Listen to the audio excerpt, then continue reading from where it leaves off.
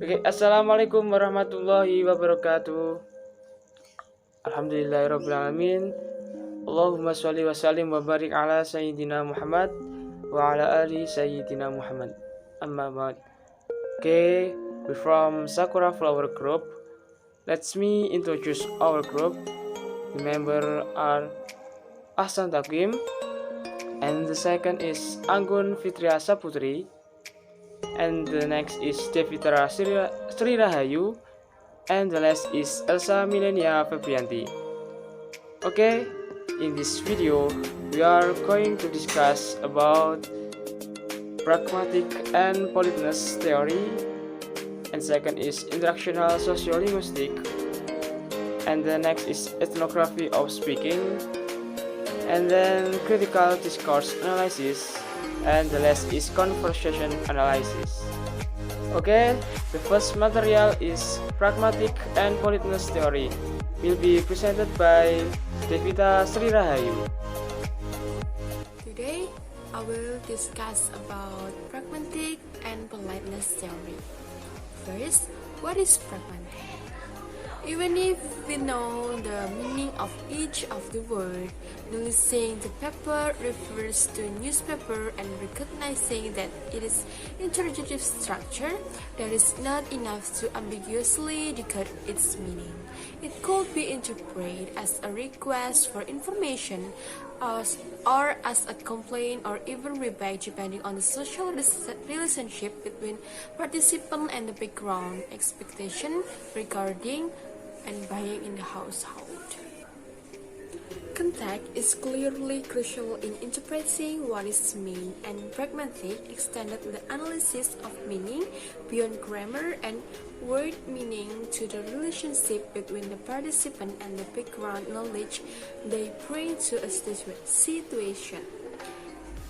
Pragmatic is concerned with the analysis of meaning in interaction. Second, conversational maxims and implicatures. This exchange between a pair of friends follow the pragmatic rules or conventional maxims that Paul Gregg, a British philosopher, proposed to occur for our basic assumption about interaction. He suggests that unless we have reason to think otherwise, we assume people are following a basic cooperative principle and being succinct, truthful, and relevant and clear. He formulated this proposal as four maxims of cooperative talk, which can be summarized as follows: quantity, say as much as but no more than is necessary; quality, do not say what you believe to be false or that for which you lack evidence; and relation, be relevant; manner, be clear, unambiguous, brief, and orderly. There has been some discussion about whether the conventional rules that Gregg proposed can be considered as universal. Do not maxims apply in all cultures? In some communities, for instance, such as Malaysia Republic, for a variety of culture reasons people and systematically informative. So, for example, they deliberately avoid providing precise information about their relatives and friends such by doing they believe that they may attract the attention of evil spirit. However, since all members of the community know about this constraint, it generates no conventional implicatures. Similarity in the cultures where does not utters the name of person who has died, or refer to one husband by his given name, one could say to quantity maxims is suspended in such context. Third is conventional maxims and politeness. Very often, the reason why people do not follow the conventional maxims relate to consideration of politeness, and this is where pragmatic overlaps with sociolinguistic. Robin Lakoff, an American pragmatic researcher, who has been called the mother of modern politeness theory, introduced 3 rules of politeness. The first rule is don't impose. Example, use modal and hijack. I wonder if I might just open the window a little. Second is give opinion. Example, use interrogative including text question. Do you mind if it open the window? It would be nice to have the window open a little, wouldn't it? And third is be friendly. Example, use informal expressions. Endearment. Example, be a honey and open the window, darling. Fourth is sociolinguistic and politeness. Politeness theory has come in for a good deal of criticism in recent years, especially from sociolinguistics. Researchers studying Asian culture, for instance, point the evidence of Western based in the world is categorized and linguistically polite, as opposed to required conventional behavior. In languages such as Chinese, Japanese, and Korean, it is typically a matter of social conversation of linguistic etiquette, rather than strategic choice. Respect or difference in encouraged in certain linguistic forms which are required with talking to one's elder to those of higher status, for instance. Western language, they are entirely predictable on the basis of the social characteristic of the participant in many Asian languages, rather than focusing on the social distance or solidarity dimension. Politeness in Asian cultures tend to imply sociocultural values such as sincerity, respect, and consideration, and negative politeness strategies to avoid and mitigation are found to express this value. So, for example, in the asking a friend for a loan of some money, a Chinese speaker will typically express reluctance and provide reason. To sum up, a pragmatic approach to the analysis of language emphasizes that the interpretation of meaning requires careful attention to context.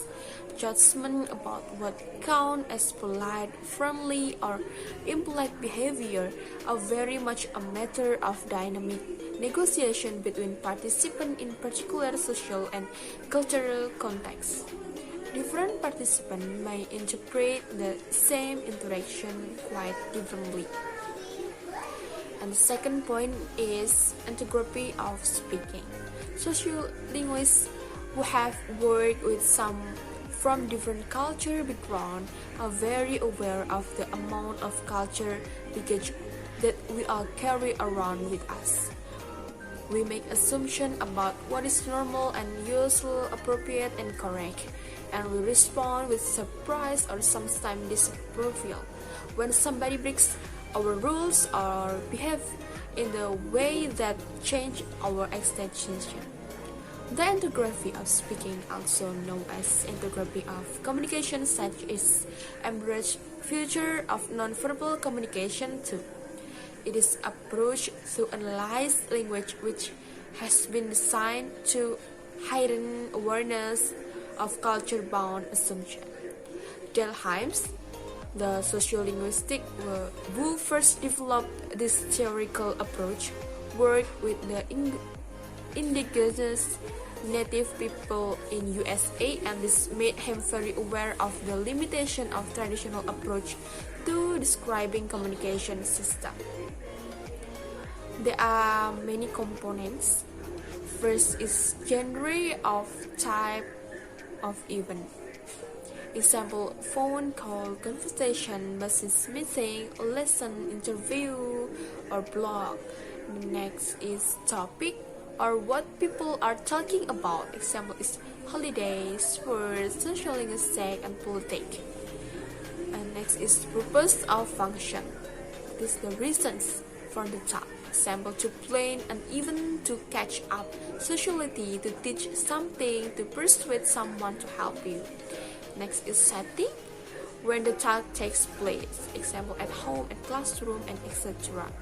Next is K or emotional tone, like start say. And participant is characteristic of those present and their relationship, age, social status, role and role relationship maybe. And next is message from, it's code and or change, example telephone, letter, email, language and language variety non-verbal. Next is message, contact or specific detail of the communication is about. Example is organizing a time for a football match, describing how to type work, describing how to mix routines. Act sequence or ordering of speech act, like greeting, meeting, turn-taking rules, and in telephone conversation. Next is rule for interaction. Example is we must speak first, we must respond like that. Next is norm for interpretation of what is going on, the common knowledge and shared understanding of the relevant culture perceptions. What we need to know to interpret what is going on. Example, that how does a required detailed response in Western English speaking society, like this. Integrity of speaking approach is particularly valuable in highlighting the unnoticed rule that operate in any interaction. The framework draws attention to features and participant takes to grade and which tend to go unbound serve until something goes wrong. And next is insiders and outsiders. Another distinction which is highlighted by ethnography of speaking or communication approach is the role of researchers as an insider or an on-site in a community. There has been great deal in discussion in sociolinguistics about the relative advantage of researching a culture from this inside. As a member of a community, as opposed to coming into community as a researchers from outside, early sociolinguistic and anthropological linguists were typically outside in the culture the researchers and describe. Researchers noticed where there was silence where they expect to hear talk, for example, and vice versa. They notice restriction of speaking right which differs from those in their own societies, and so on. However, on outside evaluation of both certain methods of exchange may be rather difference from the evaluation of the who are insiders in the culture. It is easy to misdescribe the significance of the gesture of the utterance, of even of silence, if you assume that you know it is meant and thus never question its significance case. Finally, it is worth pointing out the ethnography of speaking approach also provide another ways to defining the concept of the speech community. As a group of people who share the same rules of speaking, people who belong to the same speech community interpret even similarities and know the norm for behaving appropriately in the regular communicative event of the community. Thank you for your attention. I think enough for me. Okay, the next material are interactional sociolinguistic and ethnography of speaking will be presented by Anggun Fitria Saputri. Anggun Fitria Saputri, I want to explain about interaction sociolinguistic. Sociolinguistik interaksional adalah pendekatan untuk menganalisis wacana yang dikaitkan dengan James Compers, salah satu dari mereka yang telah memberikan kontribusi besar bagi pengembangan bidang sosiolinguistik. Ahli sosiolinguistik interaksional biasanya menggunakan alat analisis percakapan. yang terperinci, memperhatikan dengan cermat perilaku pengambilan, giliran, keraguan-raguan, jeda, dan perilaku paralinguistik, misalnya mendesah, tertawa, menarik napas, dan lain-lain, untuk menafsirkan apakah pembicara benar dimaksudkan, tetapi tidak seperti analisis percakapan ini. Ahli sosiolinguistik juga memperhatikan konteks sosial kultural di mana interaksi terjadi. Jadi, mereka membawa pengetahuan mereka tentang komunitas dan norma-normanya dalam menafsirkan apa yang terjadi dalam situasi interaksi.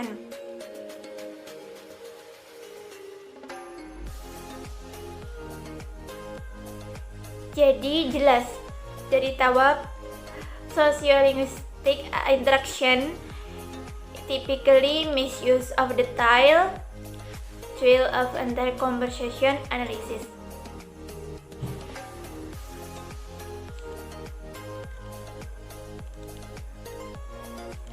Jadi ahli sosiolinguistik itu interaksional itu yang biasanya menggunakan alat analisis percakapan yang terperinci, yang memperhatikan dengan cermat perilaku pengambilan giliran, seperti yang dikatakan keraguan para perilaku linguistik. Misalnya yang dikatakan tadi seperti mendesah, tertawa, menarik nafas, dan lain sebagainya. Untuk menafsirkan apa yang pembicara yang dimaksudkan, tetapi tidak seperti analisis percakapan inti. Dalam suatu contoh, Jack, apakah Anda ingin saya ikut juga? Telepon, tertawa. Aduh, jangan memaksa. Jangan pakai dasi aser. Bertawa, iya. Anda bisa pergi ke sana. Jelas, jadi tawa bahwa pria itu saling bertukar komentar lucu, tetapi hampir tidak mungkin untuk mengetahui dengan tepat apa yang terjadi tanpa banyak informasi yang lebih lanjut. Anggota tim sedang mendiskusikan pertemuan yang sedang mereka laksanakan untuk dihadiri, di mana orang-orang dari tim lain akan hadir. Penting untuk diketahui bahwa Jacob telah diperbantukan keterangan dari sebuah perusahaan Amerika as a product dari dan Barry, serta memberikan saran-saran lucu tentang kondisi yang mungkin Jacob menemani mereka ke pertemuan menu besar di mana mereka akan berinteraksi dengan orang-orang yang dengan tim leadership kontribusi menjelaskan proposisi yang mendasarinya. Anda dapat datang ke pertemuan hanya jika Anda secara jelas mengidentifikasi diri sebagai salah satu dari kami. Dengan kata lain, Jacob diminta untuk berbaur dan tidak untuk mengiklankan bahwa dia adalah orang asing dari organisasi luar. Dan dia jelas mengerti maksudnya karena menambahkan sarannya sendiri bersembunyi di baris belakang.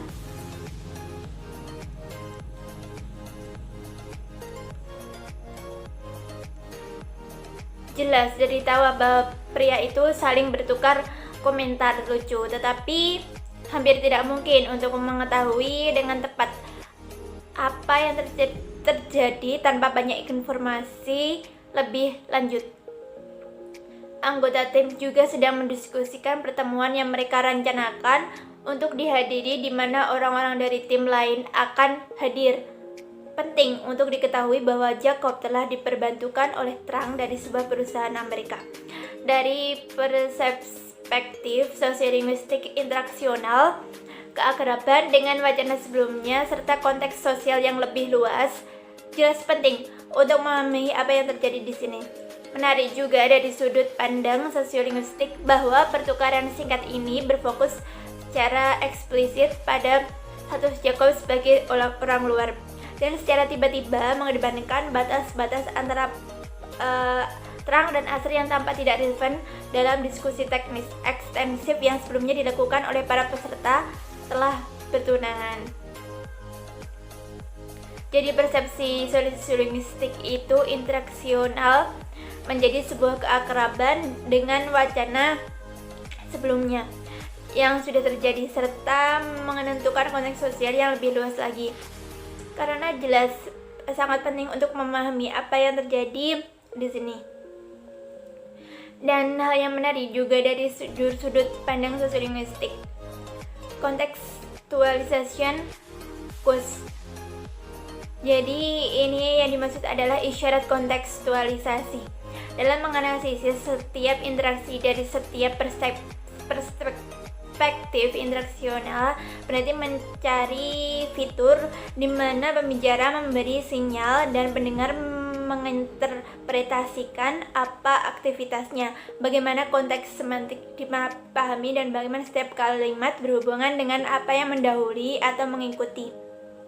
Mengutip konteks intelektualisasi mengandalkan kontekstual, yaitu mengetahui apa yang diasumsikan pembicara yang telah dimiliki oleh pembicara, atau informasi yang dapat mereka kerjakan sendiri dengan memperhatikan ciri-ciri konteks. Isyarat kontekstual sualisasi itu memungkinkan peserta untuk menyimpulkan interpretasi yang paling mungkin dari suatu ucapan itu.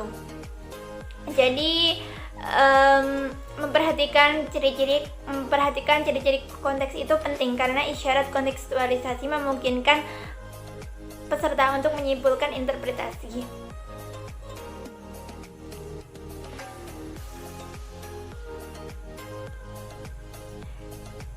Dalam isyarat kontekstual itu dalam menganalisis sistem interasional dan sosialistik interaksional, peneliti dalam bagian Kanada itu pilihan antara bahasa Perancis dan Inggris untuk interaksi dimuat secara politis. Paling tidak pilihan tersebut dapat menyampaikan informasi tentang identitas budaya. Misalnya, pramusaji mencoba membantu pelanggannya dengan menawarkan pilihan bahasa kepada mereka.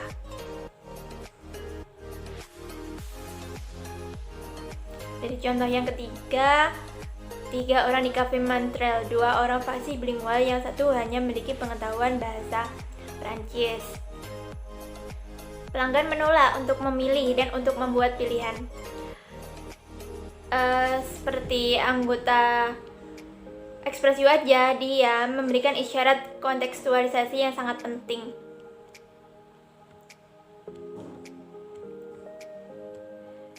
Isyarat kontekstual juga dapat berupa gerakan wacana.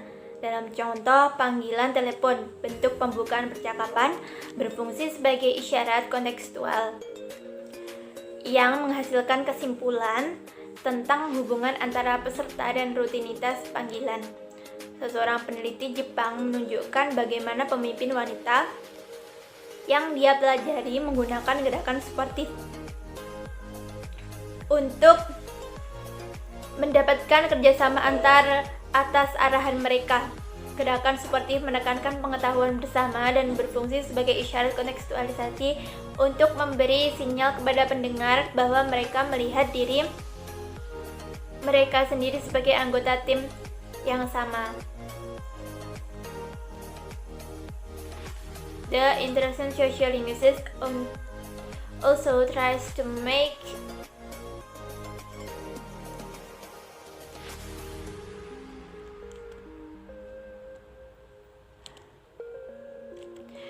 from discourse moves. In example, telephone call, the form of the conversational opening serves as contextualization, which generate inference about the relationship between the participant and the rudeness of the call. A Japanese researcher saw how the woman leaders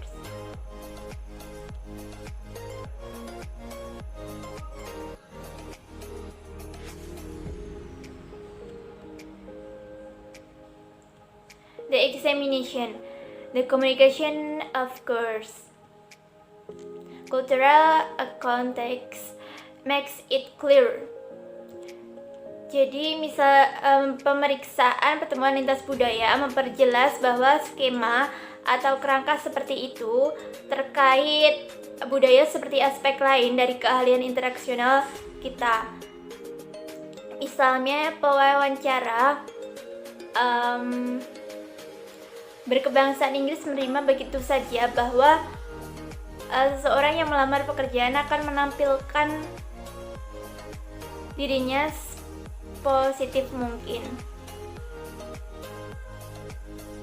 The example, pemeriksaan pertemuan lintas budaya memperjelas bahwa skema atau kerangka seperti itu terikat budaya seperti aspek lain dari keahlian interaksional.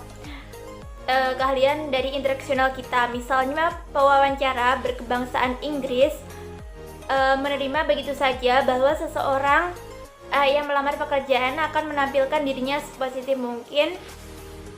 Dia berasumsi bahwa orang yang diwawancarai akan mengecilkan kelemahannya dan membicarakan kekuatannya, tetapi tampaknya ini bukan yang dianggap tepat oleh orang yang diwawancarai.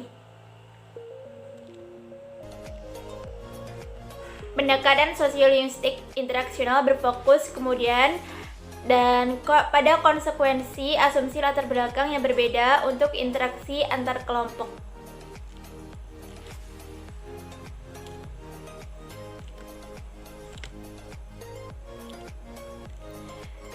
Seperti dicontohkan bahwa interaksi Nail, Anda gagal ujian pada tahap itu. Oke, dan sejak itu Anda bekerja sebagai operator proses. Menurut Anda, apa yang akan ditawarkan London Buses yang tidak ditawarkan Ridgeway kepada Anda? Ya, cukup banyak hal, misalnya seperti bonus Natal. Begitu banyak liburan dan sebagainya. Ya, kita bisa liburan di Ridgeway, tetapi kamu sampai di sini lebih banyak.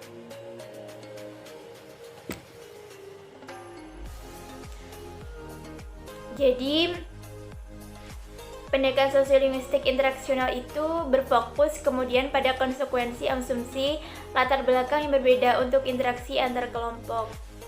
Ketika harapan mendengar membuat kesimpulan tentang pembicara. Sekian yang dapat saya sampaikan. Apabila ada kurang lebihnya saya mohon. Okay, the next is the conversation analysis. Conversation analysis has its root in sociology, and sociologists argue its value in demonstrating that thought in action. CA researchers approach communication as jointly organized activity like dancing or a cooperative musical. CA is now used by researchers in many other disciplines, including sociologists who are interested in analyzing the structure of talk and explaining how we manage the struggles of ordinary everyday conversation at the most micro level.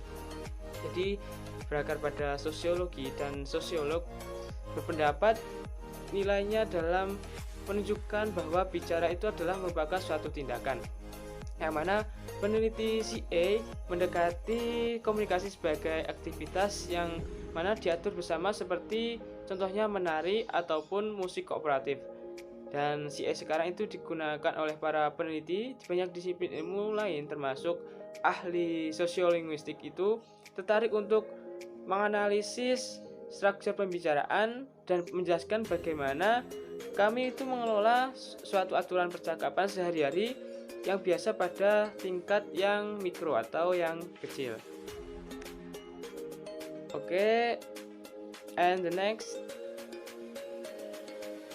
ini adalah contohnya. At the simple levels, for instance, it is noticeable that many interaction involves agency pairs relate utterance productions by two successive speakers in such a way that the second utterance is identified as greeting. Dan contohnya di sini ada ekspresi greeting, ada hi there, and the response is hi. And the verbals ada see you later and see you. And question and answer is what spec are you on, and the answer is 33. And there are expression is invitation is wanna come up for dinner tonight. Jadi pada tingkat yang paling sederhana itu terlihat ya di sini bahwa banyak interaksi yang melibatkan pasangan kedekatan ucapan yang terkait yang dihasilkan oleh dua penutur secara berturut-turut. Demikian seperti pada salam tadi ada perpisahan, kemudian ada juga tanya jawab, dan juga ada tadi undangan atau invitation seperti itu. Okay, the next is preferred and dispreferred second pair spell. And took down. Di sini ada contoh percakapan antara Monica and Don. Wasn't that a great concert? Don, well, I was a bit tired. So Don does now say so explicit. The use of well to introduce the second part of this agency Pierce, responding to Monica's solicitation of his opinion, such as he doesn't not agree with her. Jadi pada bagian ini, meskipun tadi Don itu tidak mengatakan secara eksplisit menggunakan bahwa apa itu, pada jawabannya itu menanggapi permintaan pendapat Monica yang menunjukkan bahwa dia itu tidak terlalu setuju dengan apa yang dikatakan Monica. Dia mengisyaratkan bahwa tadi dia mengatakan bahwa I was a bit tired. Dia itu terlihat seperti lelah seperti itu.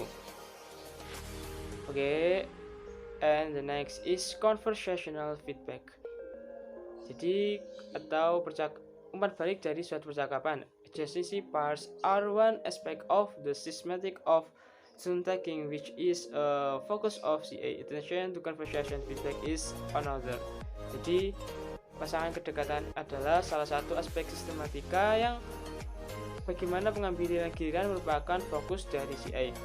Perhatian terhadap umpan balik percakapan adalah hal lain. Kadang-kadang kan dalam percakapan satu orang mungkin menahan diri untuk beberapa saat sambil menceritakan sebuah narasi misalnya, atau juga langsung mendeskripsikan pengalaman atau juga menjelaskan bagaimana suatu itu berjalan seperti itu. Sedangkan orang lain juga itu biasanya memberikan bukti bahwa mereka sedang memperhatikan mereka, ya semacam menggunakan ekspresi yang verbal seperti atau alright seperti itu, atau hanya non verbal seperti anggukan kepala atau tatapan yang penuh perhatian seperti itu. Okay, the next is interruption and overlaps. CA researchers agree that talk constitutes particular institution related. In other words, discourse is the very stuff of many interaction, especially in areas such as the law, in teaching, and the business meeting.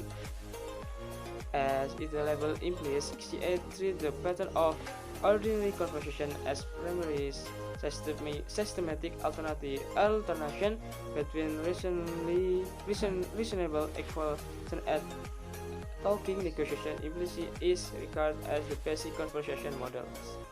Jadi interupsi dan tumpang tindih itu dalam penelitian berpendapat bahwa pembicaraan merupakan realitas kelembagaan tertentu. Dengan kata lain, bahwa wacana adalah bahan dari banyak interaksi terutama di bidang-bidang seperti dalam bidang pengajaran dan pertemuan bisnis seperti yang tersirat pada labelnya. Itu CM memperlakukan pola percakapan biasa sebagai yang utama, yaitu sebagai pergantian sistematis antara giliran berbicara yang cukup setara dinegosiasikan secara implisit dan dianggap sebagai suatu model percakapan dasar. Nah, variasi dari pola ini seringkali menunjukkan jenis konteks yang berbeda. Jadi, misalnya ketika seorang mengambil giliran yang sangat lama dibandingkan dengan orang yang lain, atau ketika seseorang secara eksplisit memberikan giliran kepada orang lain, atau ketika seseorang mengganggu giliran orang lain. Perilaku ini ditandai dengan perbandingan dengan percakapan biasa. Nah, ini menyarankan misalnya berbicara dalam konteks yang lebih formal atau yang lebih pada kelembagaan. Okay, the last point is keeping just to the text atau menjaga hanya untuk teks. This was expressing an important methodological point that has been briefly mentioned several times in the discussion so far. Basic characteristic of a CA approach is that you should not begin the analysis with any preconceived ideas about what will be worth examining. And the Jadi perlu ditekankan bahwa poin metodologi penting yang telah disebutkan secara singkat tadi oleh beberapa kali dalam diskusi ini, bahwa karakteristik dasar dari pendekatan SI adalah bahwa Anda itu tidak boleh memulai analisis dengan gagasan yang terbentuk sebelumnya tentang apa yang layak untuk diperiksa. Namun berbeda dengan etnografi, komunikasi, dan pendekatan sosiologis interaksional, analisis tidak boleh menyertakan informasi apapun dari catatan lapangan Anda atau wawancara ataupun refleksi peserta pada suatu percakapan. Nah, data tersebut bersifat primer dan semua informasi yang relevan harus dapat disimpulkan dari data tersebut, dan kategori yang relevan untuk analisis harus muncul dari data tersebut. Jadi misalnya Anda tidak boleh berasumsi bahwa gender atau kekuasaan adalah aspek yang relevan dari sebuah interaksi kecuali dari data jelas terlihat bahwa peserta menganggapnya sebagai dimensi yang relevan. Seperti itu. Because CA researchers analysis talk in such detail, they rarely analyze very large amount of text. Rather, they focus on significant aspects in which conversational manage to convey often very subtle meaning. Jadi, dikarenakan peneliti CA itu menganalisis pembicaraan sedemikian detail, mereka itu jarang menganalisis teks dalam jumlah yang sangat besar. Alih-alih itu mereka fokus pada kutipan yang signifikan di mana para pembicara berhasil menyampaikan makna yang seringkali kan sangat halus. Jadi ini akan menjadi bukti dari pembahasan di bagian sebelumnya bahwa pendekatan lain menarik secara ekstensif pada metodologi CA untuk wawasan dalam menganalisis suatu wacana seperti itu. Nah, peneliti CA itu juga memperhatikan makna interaksional, bahkan aspek terkecil dari interaksi lisan seperti kata-kata oh, oke, dan baik seperti itu. Jadi CA itu menyediakan seperangkat alat deskriptif yang berguna untuk analisis wacana, tidak peduli apa pendekatan atau teori yang mereka adopsi atau mereka gunakan seperti itu. Mungkin itu yang dapat saya sampaikan. Okay, the last material is Critical Discourse Analysis by Elsa Milenia Febrianti. I'm Elsa. This time I will tell you about the fifth part. There is Critical Discourse Analysis. Let's see. Table of Contents. First is Critical Discourse Analysis, second is Power and CDA, and the third is Ideology and CDA. First, Introduction Critical Discourse Analysis. Let's talk about how different critical discourse analysis from all the previous method. Jadi CDA ini lebih berbeda dengan yang metode yang lain. Ini lebih ke analisisnya itu secara kritis, analisis bahasa yang digunakan. Seperti pada contoh yang nomor ini, example 38, police officer behind desk in police station greets a woman who approaches the desk. The police officer said, "Good morning, love. What can I do for you?" The woman answered, "Good morning, constable. I want to see your sergeant, and it's not love, it's detective inspector." In example 38, the police officer's choice of the friendly and perhaps patronizing term love turns out to be an inappropriate form of address for the senior policewoman he is addressing. Si petugas polisinya ini ingin lebih akrab dengan menggunakan kata love, tapi ini tidak cocok digunakan ke orang yang menerimanya, karena di sini posisi si wanita yang menerima kata love tadi adalah atasannya atau seorang detective inspector, ya nggak sih? Seperti itu. The critical discourse analyst deliberately dons a pair of critical spectacles and looks for evidence of the covert exercise of power in supposedly equal interaction. Ini karena si ceweknya ada power karena dia seorang inspektur detektif. Jadi si police officer ini nggak cocok, nggak pas untuk memberikan kata love-nya tadi itu. Sexist and racist language are obvious targets for the critical discourse analysis, but CDA research has a very wide agenda and includes the analysis of political speeches, medical textbook, advertising and marketing strategies, and many other forms of rhetoric. Target dari CDA ini itu lebih ke pidato politik, buku-buku kesehatan, advertising itu apa? Iklan, dan strategi pengiklanan. Topik yang kedua adalah Power and CDA, kekuatan yang mengenai CDA apa ya? Gimana ya? Percakapan dan kekuatan orang yang sedang bercakap-cakap.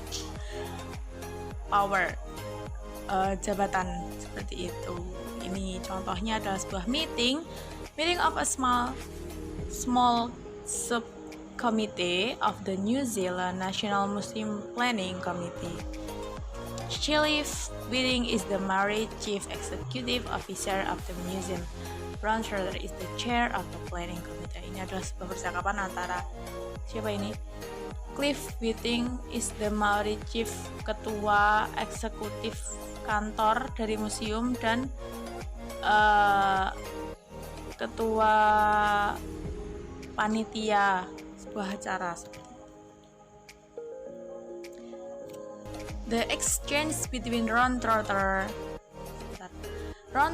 and Cliff Whiting in example 35 trusts the norms of police semi-formal meetings in many workplaces. The turn-taking norms in such meetings typically permit each participant to speak uninterrupted until they have made their points. Jadi kalau ada sebuah rapat itu tidak boleh dipotong, tidak boleh ada turn-taking ini. Tapi si Ron Trotter tadi verbally interrupt into Cliff Whiting space. Ron Trotter ini berani untuk memotong pembicaraan Cliff Whiting karena dia jabatannya lebih tinggi, powernya dia itu ada. From a CDA perspective, it could be argued that Ron Trotter exercised unwarranted power based on the covert assumption that his views warranted greater weight than Cliff Whiting's, perhaps because he was the chair of the committee to which two participants belong, or perhaps because he was a male member of the dominant cultural group whose right he was explicitly asserting in the interchange. Selanjutnya, langsung ke poin 3, ideology and CDA.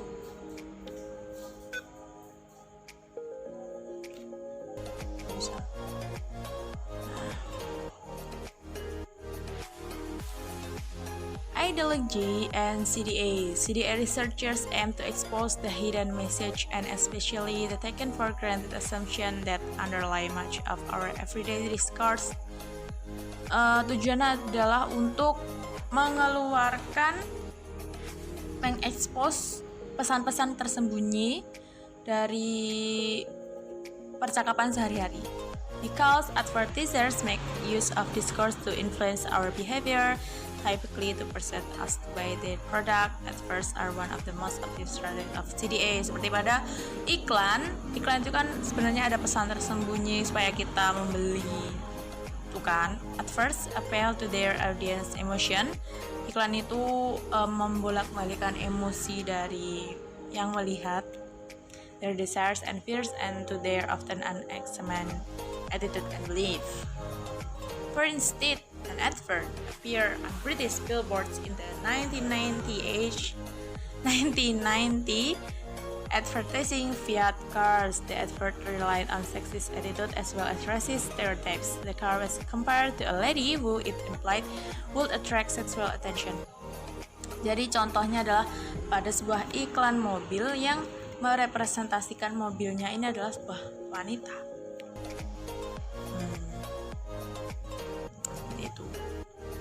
contohnya.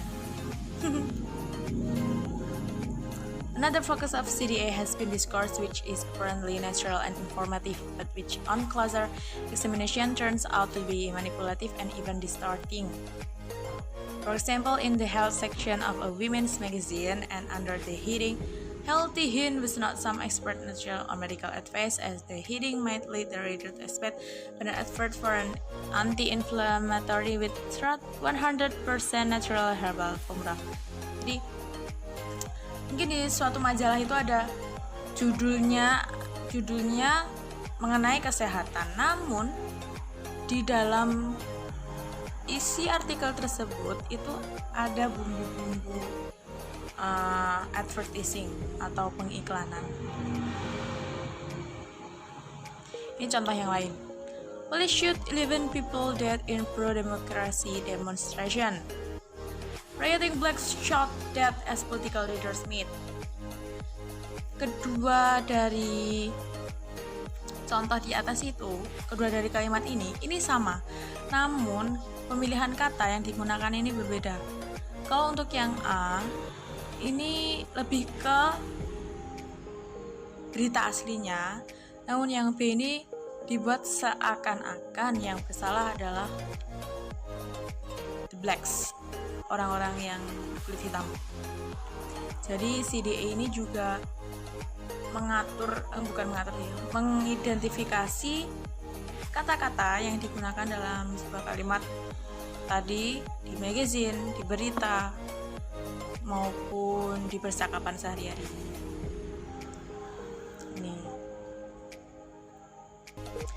A CDA approach focus on the ways in which lexical choice such as riot versus protest versus demonstrations. Jadi CDA ini mempersilahkan kita untuk memilih mau pakai kata yang mana, kata riot atau protes atau demonstration atau hooligans atau protestor atau demonstrator, itu semua sama. Jadi bagaimana kita memilihnya dan membuatnya itu menjadi lebih emosional. Thank you. I think enough, and thank you for the attention. If there's any mistake from our group, sorry for that, and wassalamualaikum warahmatullahi wabarakatuh.